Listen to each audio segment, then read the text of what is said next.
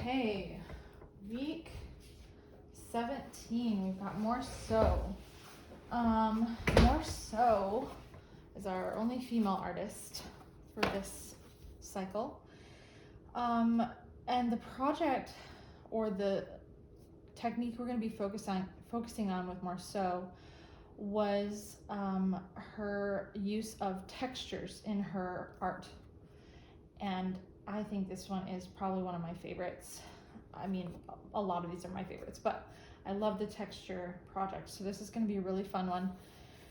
So what we're going to use, our materials are, we've got these 8x10 canvas panels for each student. We've got textures we're going to actually use. I didn't pull the textures out, but I have like a little kind of guide, if you will, of the textures that we'll use. We've got probably, and this will be up to Rachel whether or not what she decides to use. We've got eggshell here, we've got sand, flour is really fun. There's like no texture, which is plain. Salt made the paints, the tempera paint, really liquidy. So, but it's very glittery actually at the end, if you can see that, which is a really cool product, but that's going to be up to Rachel. She uses that. We're not using sugar because it took forever to dry. This is impasto, I believe that's how you say that. It just made it really thick and actually smooth, so you could use that too. And then glitter actually really didn't work very well. So she can choose to use as many or as little of those as she wants, but the idea is just to use texture. So let's see, we've got our canvas panels, our texture, tempera paint, liquid tempera. This is a note for Rachel. This is how big they are. These, I think, are 32 ounces per one of these. Honestly, a little goes a very long way. I think I filled them to here, and then I added the texture, and that was good for like 4 people for one project. So just so you know kind of like how to fill these cups, because we are going to use these cups for the paint, and you can add the texture to those as well. Let's see, our other bits of materials are, like I said, the liquid tempera paint. We're going to be using paint brushes.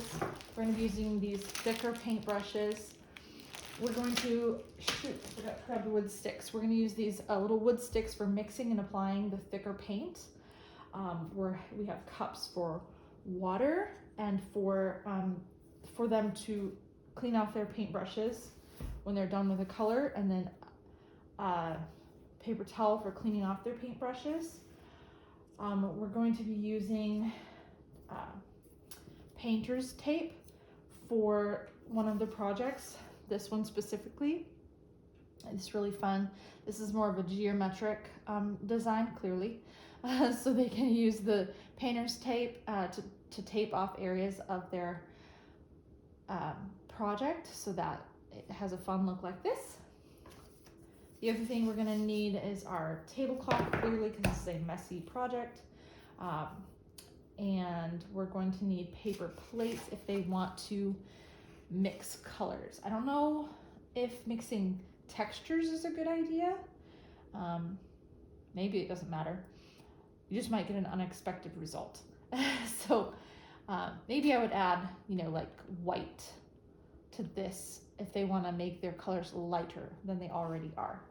So yeah, so the 2 projects we're going to be doing are abstract or flowers.